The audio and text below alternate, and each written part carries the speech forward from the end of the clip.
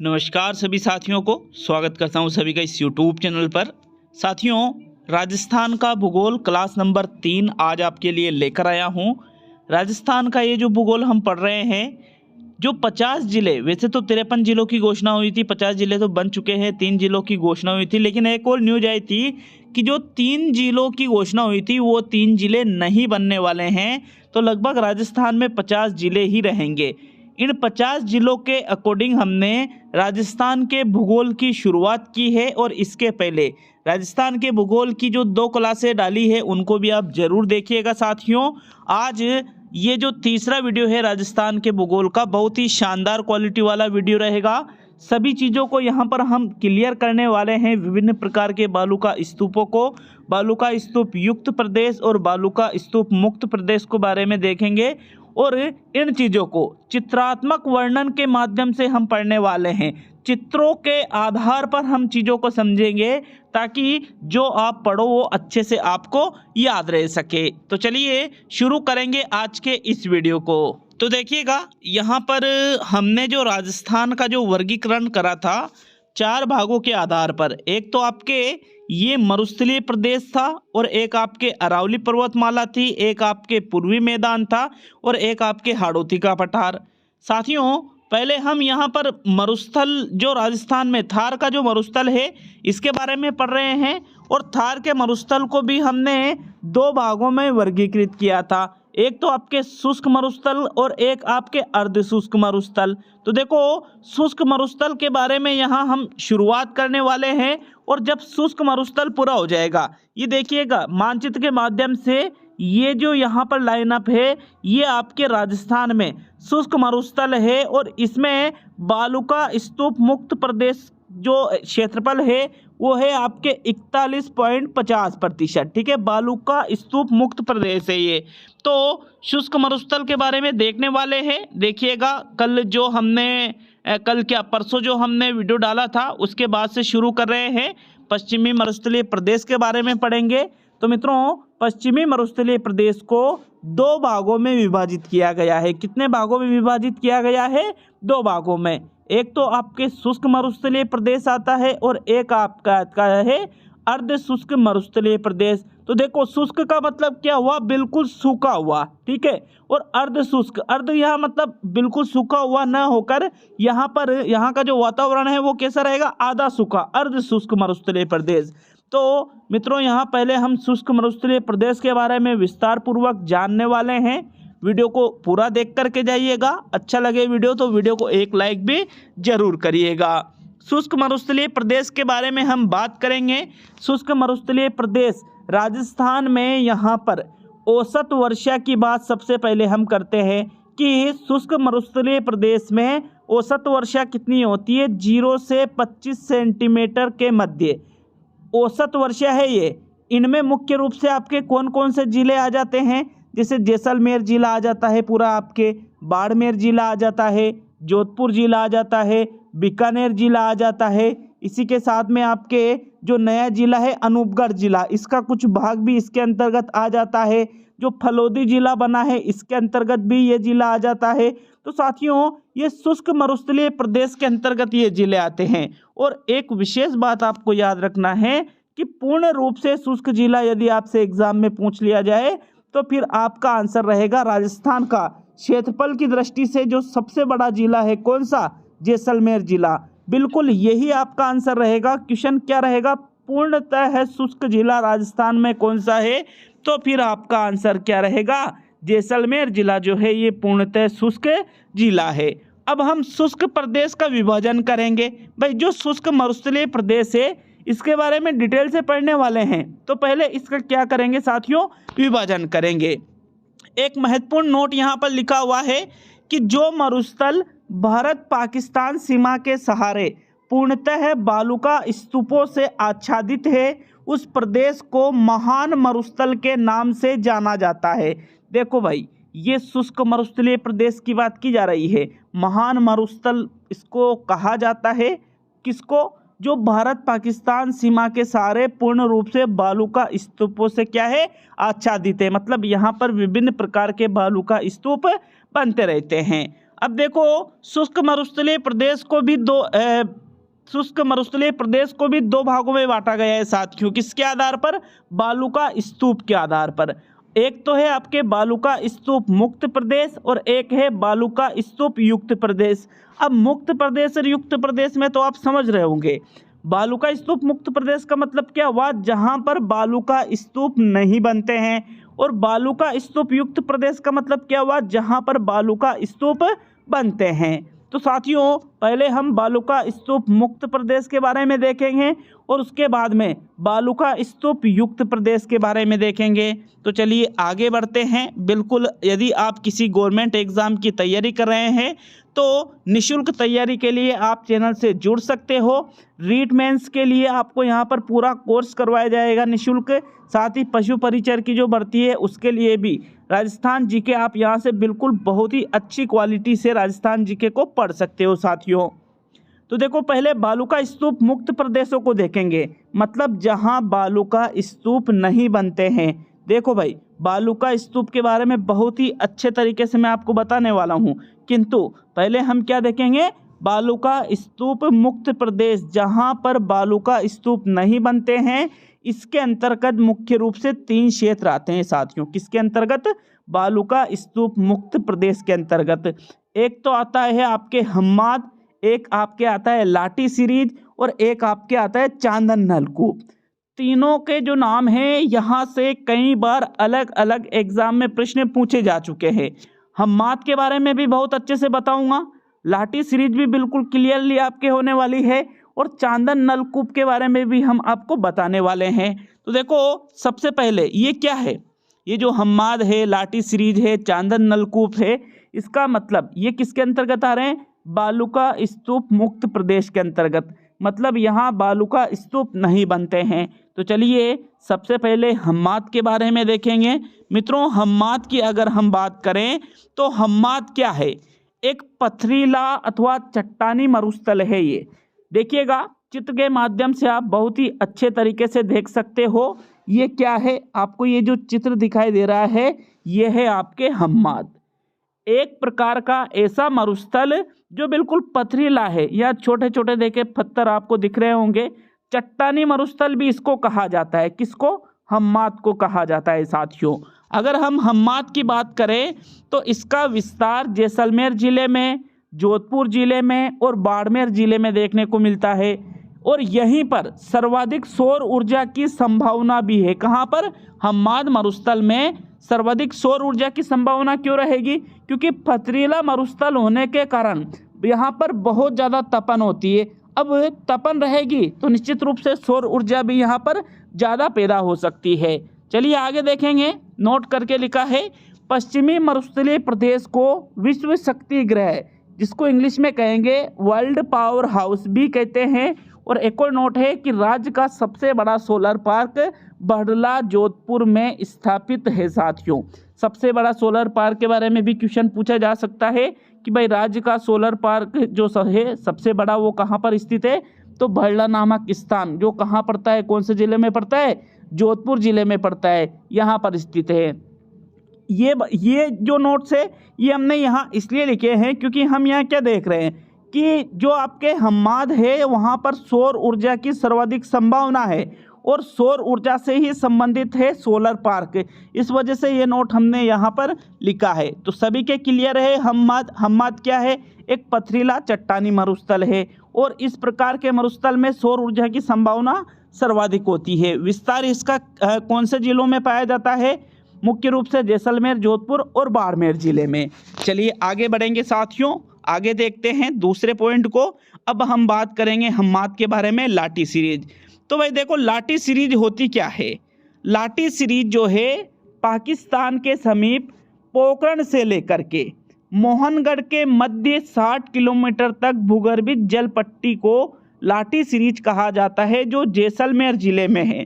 तो सबसे पहली बात आपको ये समझना होगा कि लाठी सीरीज है क्या।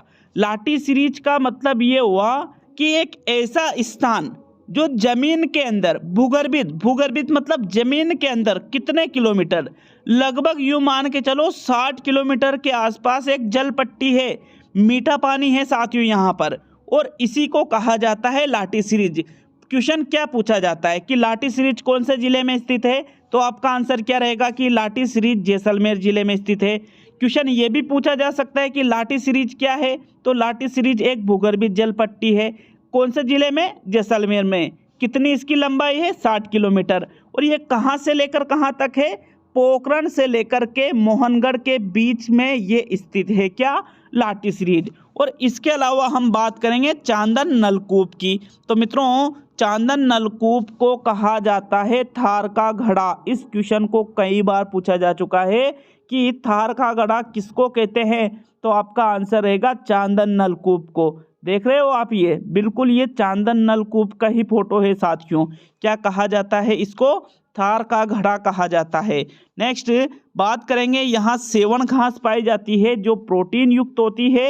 मित्रों सेवन घास के बारे में भी कई प्रकार के प्रश्न पूछे जा चुके हैं कि सेवन घास कौन से जिले में है, तो सेवन घास आपके कौन से जिले में पड़ती है, जैसलमेर जिले में पड़ती है। और ये जो घास है साथियों प्रोटीन युक्त घास है। आकलवुड फॉसिल पार्क भी यहाँ पर स्थित है, कौन से जिले में, जैसलमेर जिले में ही। जैसलमेर जिले में एक गांव है जिसका नाम क्या है, आकल गांव। आकल गांव में आकलवुड फॉसिल पार्क है जहां पर प्राचीनतम वनस्पति के जीवाश्म प्राप्त हुए हैं। अगर आपने आकलवुड फॉसिल पार्क का नाम पढ़ा है किंतु इन चीज़ों को कभी देखा नहीं है तो निश्चित रूप से चित्रात्मक रूप से आप देख सकते हो।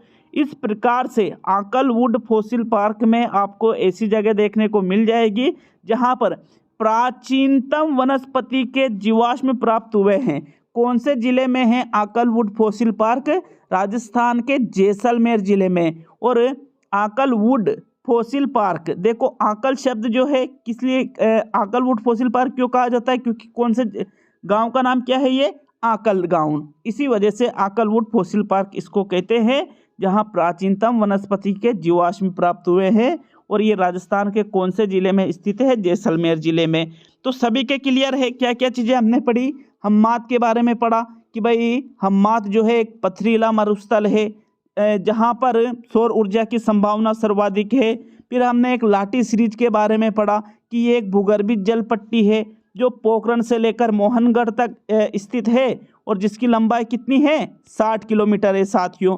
फिर हमने यहाँ एक चांदन नलकूप के बारे में पढ़ा जिसको थार का घड़ा कहा जाता है। उसके बाद में हमने देखा कि आकलवुड फॉसिल पार्क जो कहाँ पर स्थित है, आकल गांव जैसलमेर में, जहाँ पर क्या मुख्य क्यों प्रसिद्ध है ये, क्योंकि यहाँ पर प्राचीनतम वनस्पति के जीवाश्म प्राप्त हुए हैं। तो आशा है यहाँ तक सभी को क्लियर भी हुआ होगा और लगभग जो चीज़ें आपको बताई है वो चीज़ें आपको याद भी हुई होगी। तो चलिए आगे बढ़ते हैं। अब हमने देखो जो ए वाला पॉइंट था वो क्या था, बालू का स्तूप मुक्त प्रदेश, मतलब जहां बालू का स्तूप नहीं बनते हैं। अब बी वाला देखो शुष्क प्रदेश का विभाजन हमने किया था। चीज़ों को भूलना नहीं है, चीज़ों को बिल्कुल शुरू से पकड़कर चलोगे तो निश्चित रूप से याद होगी आपको। अब हम शुष्क मरुस्थलीय प्रदेश का जो विभाजन कर रहे थे इसमें बी वाला पॉइंट है बालू का स्तूप युक्त प्रदेश, अर्थात जहां पर बालू का स्तूप बनते हैं उनको ही क्या कहा जाएगा, बालू का स्तूप युक्त प्रदेश। मित्रों इसके अंतर्गत विभिन्न प्रकार के बालू का स्तूप पाए जाते हैं जिनका विवरण निम्न है। तो अलग अलग प्रकार के जो बालू का स्तूप है इन सभी चीज़ों को हम देखने वाले हैं। और एक विशेष और बात आपको ध्यान रखना है कि आपने इस शब्द को कई बार सुना होगा, बालू का स्तूप को। इस शब्द को बालू का स्तूप को टिब्बा भी कहते हैं।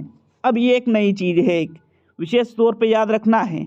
अगर आपसे प्रश्न में कोई भी पूछ ले कि भाई टिब्बा क्या है, तो टिब्बा का सीधा सा मतलब है बालू का स्तूप का ही एक अन्य नाम है टिब्बा। और ये चीज़ अगर आपने पहले से पढ़ रखी है तो बहुत अच्छी बात है, और नहीं पढ़ रखी है तो निश्चित रूप से याद रखना है साथियों। अगर आप शुरू से नोट्स बनाते जाओगे, शुरू से नोट्स बना के चलोगे, तो यूँ मान के चलो कि अगर आपके राजस्थान जीके के 50 क्वेश्चन आते हैं तो 45 प्लस क्वेश्चन, 45 से भी अधिक क्वेश्चन आपको यहाँ से जो नोट्स बनेंगे उनमें से डायरेक्टली मिल जाएंगे। इस चीज़ की मैं गारंटी देता हूँ। तो निश्चित रूप से नोट्स बनाकर जरूर चलिएगा। देखो बालुका स्तूप युक्त प्रदेशों को देखेंगे। बालुका स्तूप को टिब्बा के नाम से भी जाना जाता है। साथियों, बालुका स्तूप के बनने के कारण देख लेते हैं कि भाई बालुका स्तूप जो है, मरुस्थल में बालुका स्तूप क्यों बनते हैं। एक तो मरुस्थल में देखो रेत की अधिकता है, एक तीव्र पवन वेग मतलब हवा की जो गति है वो तेज होती है, इसके कारण भी। एक कई बार हवा के मार्ग में, हवा के रास्ते में बाधा आ जाती है, इसके कारण भी बालुका स्तूप बनते हैं। अब हम अलग अलग प्रकार के बालुका स्तूपों को देखने वाले हैं कि कौन कौन से बालुका स्तूप होते हैं, इनकी क्या क्या विशेषता होती है, इन चीज़ों को देखेंगे साथियों। तो चलिए, सबसे पहले जिस बालुका स्तूप के बारे में बात करेंगे वो है आपके कौन सा बालुका स्तूप, बरखान। तो देखो, बरखान जो बालुका स्तूप है, नाम सबने सुन रखा होगा। बरखान बालुका स्तूप, अगर हम इसकी बात करेंगे साथियों, बरखान बालुका स्तूप की, तो हवा के भंवर के कारण निर्मित अर्धचंद्राकार बालुका स्तूप है। ये अर्धचंद्राकार मतलब जो चांद का आकार होता है उसका आधा भाग, इस प्रकार से। यहाँ पर देखिएगा चित्रात्मक यहाँ पर विवरण भी है कि बरखान जो बालुका स्तूप है वो किस प्रकार से बनते हैं। बरखान या अर्धचंद्राकार जो बालुका स्तूप है, जैसे हवा की दिशा इधर से चल रही है, इधर से क्या चल रही है, हवा चल रही है साथियों, हवा चल रही है, तो यहाँ से रेत उड़ उड़ के यहाँ से क्या होगा, ये इकट्ठी हो गई है। तो इस प्रकार के अर्धचंद्राकार जो बालुका स्तूप बनते हैं उनको ही क्या कहा जाता है, बरखान या अर्धचंद्राकार बालुका स्तूप कहा जाता है।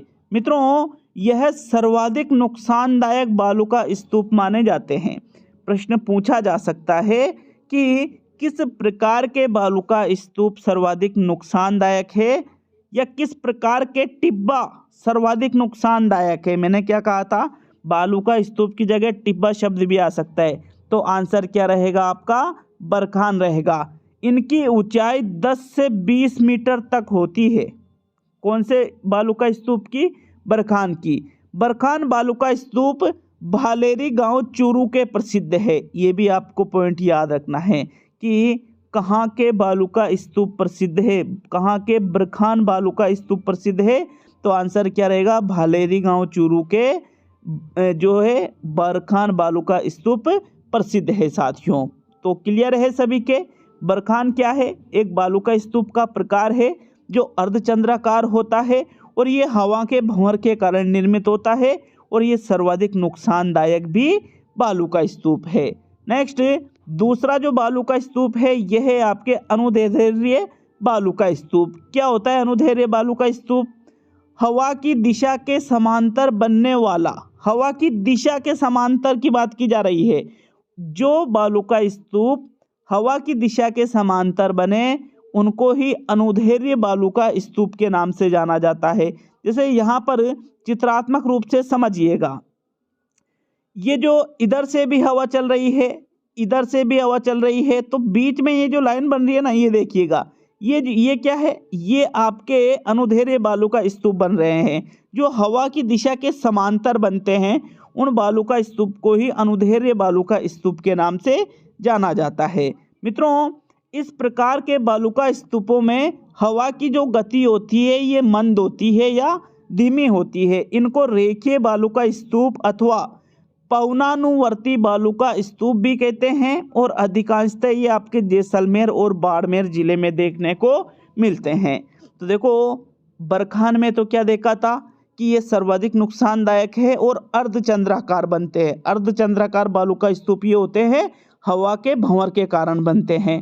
जबकि अनुदैर्ध्य बालुका स्तूप में हमने क्या देखा कि ये हवा की दिशा के समांतर पर बनने वाले बालुका स्तूप होते हैं, और हवा की गति कैसी होती है, धीमी होती है। अनुदैर्ध्य बालुका स्तूप को और अन्य किन किन नामों से जाना जाता है, रेखीय बालुका स्तूप भी आप इनको कह सकते हो, या पवनानुवर्ती बालुका स्तूप भी आप इनको कह सकते हो। नेक्स्ट, तीसरे प्रकार के बालुका स्तूप को देखेंगे, वो है आपके अनुप्रस्थ बालुका स्तूप। तो देखो, अनुप्रस्थ बालुका स्तूप क्या होते हैं, लंबे समय तक हवा जब एक दिशा में चलती है उसके कारण जो समकोण पर बालू का स्तूप बनते हैं उनको कहा जाता है अनुप्रस्थ बालू का स्तूप। ये देखिएगा साथियों, समकोण पर बन रहे हैं। कैसे बन रहे हैं? समकोण पर बन रहे हैं। लंबे समय तक यदि हवा एक ही दिशा में चल रही है और उसके कारण उनके समकोण पर कोई बालू का स्तूप बन रहा है तो उसको कहा जाएगा कौन सा बालू का स्तूप? अनुप्रस्थ बालू का स्तूप। इस प्रकार के जो बालू का स्तूप है ये आपके जोधपुर जिले में, जालोर जिले में, बीकानेर जिले में, बीकानेर में भी एक क्षेत्र है पूगल, पूगल नाम एक क्षेत्र है बीकानेर का, यहाँ पर देखने को अधिक मिलते हैं। कौन से? अनुप्रस्थ बालू का स्तूप। चौथे प्रकार की बात करेंगे साथियों, तारा बालू का स्तूप। तारा बालू का स्तूप क्यों कहा जाता है इनको? क्योंकि इनका जो आकार है ये कैसा होता है? तारे के समान होता है। यहाँ पर देखिएगा जो तारा बालू का स्तूप है, तारा बालू का स्तूप का आकार आप देख सकते हो कि इनका जो आकार है किस प्रकार का है। ये देखिए तारे के समान, कि भाई ऐसा लगता है कि इनका आकार जो है कि भाई जैसे कोई तारा हो। इस वजह से इनको क्या कहा जाता है? तारा बालू का स्तूप इनको कहा जाता है। साथियों, अधिकांशतः जो तारा बालू का स्तूप है ये आपके मोहनगढ़, पोखरण और सूरतगढ़, गंगानगर में देखने को मिलते हैं। सूरतगढ़, गंगानगर में, पोखरण, मोहनगढ़, जैसलमेर में तारा बालू का स्तूप अधिकांशतः आपको देखने को मिलेंगे। और इनकी ऊंचाई की बात करें तो इनकी जो ऊंचाई है ये 10 से 25 मीटर की होती है साथियों। 5वें नंबर पे बात करेंगे पैराबोलिक बालू का स्तूप के बारे में। तो देखो पैराबोलिक बालू का स्तूप क्या होते हैं? बड़ी झाड़ियों के सहारे निर्मित बालू का स्तूप अथवा इनके निर्माण में मरुस्थलीय वनस्पति का योग होता है। मरुस्थलीय वनस्पति, मरुस्थल में अधिकतर जो वनस्पति पाई जाती है वो कांटे वाली वनस्पति पाई जाती है, मतलब पत्तेदार वनस्पति यहाँ अधिकांशतः देखने को नहीं मिलेगी। कांटेदार वनस्पति, कांटेदार पेड़ पौधे, झाड़ियाँ आपको यहाँ देखने को मिलेंगे। तो इनके सहारे अगर कोई बालू का स्तूप निर्मित हो रहा है साथियों तो उसको कहा जाएगा क्या? पैराबोलिक बालू का स्तूप। ये देखिएगा जो कांटेदार झाड़ियाँ हैं, इन कांटेदार झाड़ियों के कारण यदि कोई बालू का स्तूप बनते हैं तो उनको क्या कहा जाएगा? पैराबोलिक बालू का स्तूप। अब देखो हवा की दिशा यहाँ पर कैसे जा रही है? सीधी, लेकिन आगे क्या आ गई? झाड़ियाँ आ गई। इस कारण अगर कोई बालू का स्तूप बन गया तो फिर इनको पैराबोलिक बालू का स्तूप के नाम से जाना जाता है।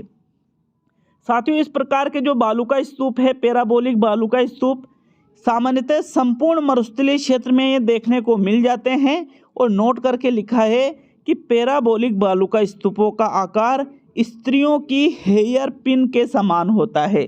हेयर पिन होती है ना जो बालों में लगाती है महिलाएं, उसके समान कौन से बालू का स्तूप का आकार होता है? तो आंसर क्या रहेगा? पैराबोलिक बालू का स्तूप का। नेक्स्ट आपके छठा बालू का स्तूप देखें तो नेक्स्ट नाम आता है धरियन। देखो धरियन से संबंधित एक ही प्रश्न पूछा जा सकता है आपसे कि किस प्रकार के बालू का स्तूप को भ्रमणशील बालू का स्तूप कहते हैं। भ्रमणशील का मतलब ये एक जगह से दूसरे जगह पर स्थानांतरित होते रहते हैं। तो जो बालू का स्तूप एक जगह से दूसरे जगह पर स्थानांतरित होते रहे उनको ही धरियन कहा जाता है, जिनका विस्तार आपको जैसलमेर जिले में देखने को मिलेगा। नेक्स्ट 7वें नंबर पे आता है अर्घ या इर्ग। अर्घ कह दो या इर्ग कह दो, बात एक ही है, अलग अलग नहीं है। कुछ जगह आपको अर्घ देखने को मिल सकता है, कुछ जगह आपको इर्ग देखने को मिल सकता है। तो मित्रों अर्घ या इर्ग क्या होता है? वनस्पति रहित क्षेत्र को ही अर्घ या इर्ग कहा जाता है। एक प्रकार से पूर्णतः रेतीला मरुस्थल। चित्र में देख रहे हो ना, आपको कहीं से कहीं तक कोई वनस्पति नहीं दिख रही होगी। तो इस प्रकार का जो क्षेत्र होता है जहां वनस्पति बिल्कुल होती ही नहीं है उसी को अर्घ या इर्ग के नाम से जाना जाता है। तो ये जो क्षेत्र दिख रहा है आपको साथियों, इसको ही आप अर्घ या इर्ग कह सकते हो। वनस्पति रहित क्षेत्र ये होता है, एक प्रकार से संपूर्ण कैसा मरुस्थल है ये? रेतीला मरुस्थल। नेक्स्ट बात करेंगे साथियों, इसमें अर्घ जो इर्ग है इसका सर्वाधिक विस्तार आपके सम क्षेत्र जैसलमेर में देखने को मिलेगा। और सम क्षेत्र जो है जैसलमेर में ये स्थित है, ये दोहरों के लिए प्रसिद्ध है। किसके लिए प्रसिद्ध है? ये दोहरों के लिए। देखिएगा इस प्रकार से ये आपके जो अर्घ या इर्ग है इसके बारे में हमने क्या बात की कि अर्घ या इर्ग जो है ये वनस्पति रहित क्षेत्र होता है और पूर्ण रूप से वनस्पति रहित क्षेत्र होने के साथ ही ये आपके जैसलमेर जिले में एक क्षेत्र पड़ता है। कौन सा? सम क्षेत्र। सर्वाधिक विस्तार अर्घ या इर्ग का यहीं पर है और सम क्षेत्र जो है ये धोरों के लिए भी प्रसिद्ध है। मित्रों एक और शब्द आता है रेग। भाई अर्घ या इर्ग तो वनस्पति रहित क्षेत्र है पूर्ण रूप से और एक शब्द क्या रहा है? रेग। मित्रों रेग है मिश्रित मरुस्थल जिसमें पथरीला प्लस रेतीला। अब पूर्णतः पथरीला मरुस्थल तो कौन सा था? हम्माद। क्या था? हम्माद। और यदि पथरीला भी है और रेतीला भी है, मतलब पत्थर भी है और रेत भी है, तो इसको मिश्रित मरुस्थल कहेंगे जिसका नाम क्या है? रेग है साथियों। 8वें नंबर पे देखेंगे कारवा या घासी को कारवा कह दो या घासी कह दो, ये क्या होता है? तो देखो जब दो बालू का स्तूप के बीच में से, दो बालू का स्तूप के मध्य में से जब ऊंट गुजरते हैं तो उस मार्ग को ही कारवा या घासी के नाम से जाना जाता है, जो अधिकांशतः आपके जैसलमेर व बीकानेर जिले में देखने को मिलता है। जैसे मान लीजिए ये बालू का स्तूप बन रहे, अब इसके बीच में से जो ऊंट गुजरने का जो मार्ग है इसी को कारवा या घासी के नाम से जाना जाता है। आगे हम बात करेंगे शब्र काफिज बालू का स्तूप के बारे में। शब्र काफिज बालू का स्तूप जो है इस प्रकार के बालू का स्तूप छोटी छोटी झाड़ियों एवं घास के झुंड के आसपास होते हैं। ऑथेंटिक किताबों से सारे सोर्स लिए हैं। जितनी भी चीज़ें आपको यहाँ पर पढ़ाई जा रही है बिल्कुल आपके जो ऑथेंटिक किताबें हैं साथियों वहाँ से इन चीज़ों को लिया जा रहा है, तो बिल्कुल निश्चिंत होकर के इन चीज़ों को आप पढ़ सकते हो। अगर कहीं कोई टाइपिंग मिस्टेक आपको दिखे तो निश्चित रूप से आप कमेंट बॉक्स में कमेंट करके हमें अवगत करा सकते हो। अगर ऐसा कुछ होगा तो निश्चित रूप में उसमें सुधार भी किया जाएगा साथियों। तो शब्र काफिज बालू का स्तूप के बारे में यह क्या याद रखना है कि क्या होता है ये कि जहाँ छोटी छोटी झाड़ियाँ और घास के झुंड है उसके आसपास जो बालू का स्तूप बनते हैं उनको शब्र काफिज बालू का स्तूप कहा जाता है। ये सारे के सारे जो पॉइंट है साथियों आपके हिंदी ग्रंथ अकादमी की जो किताबें हैं उनमें से अधिकतर पॉइंटों को लिया गया है। बाकी अगर आपको अच्छा लगे वीडियो को लाइक करिएगा। ये आपके शुष्क मरुस्थल प्रदेश के बारे में हमने पढ़ा है। अब जो इसके आगे वाला जो भाग है अर्ध शुष्क मरुस्थलीय प्रदेश वो अगले वीडियो में हम देखेंगे। फिर अरावली पर्वतमाला के बारे में पढ़ेंगे, फिर पूर्वी मैदान के बारे में पढ़ेंगे और फिर हाड़ौती के पठार के बारे में पढ़ेंगे। इस प्रकार राजस्थान का जो परिचय है वो आपके कंप्लीट हो जाएगा साथियों। तो चलिए मिलेंगे कल अगले वीडियो में।